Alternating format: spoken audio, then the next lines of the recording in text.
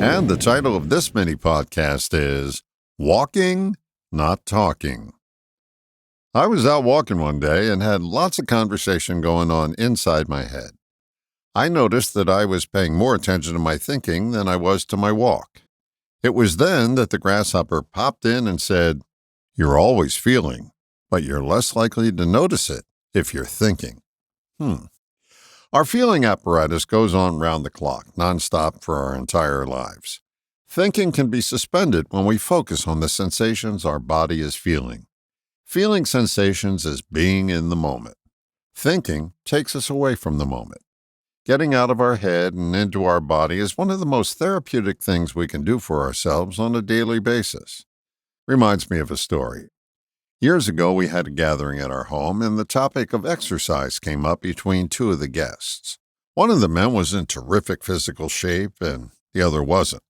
The out-of-shape man said, "I tried some arm-shaping exercises, but I didn't see a lot of results." The in-shape guy said, "Show me what you did."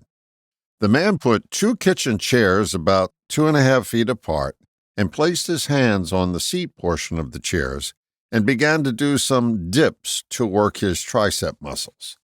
He was going through the exercise as though there was a timetable, and he had to do a certain amount of dips in a certain amount of time. The in-shape man said it wasn't the exercise that was at fault, it was the way he was approaching it.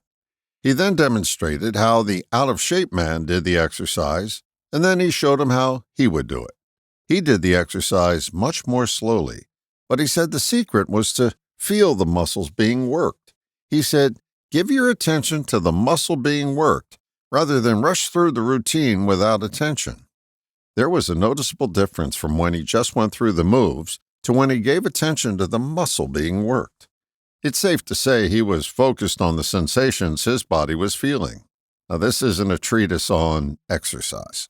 It's more about how thinking keeps you from feeling and how it takes you away from the moment and how ineffective that is.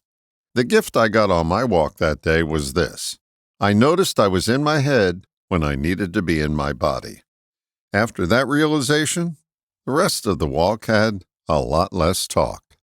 All the best, John.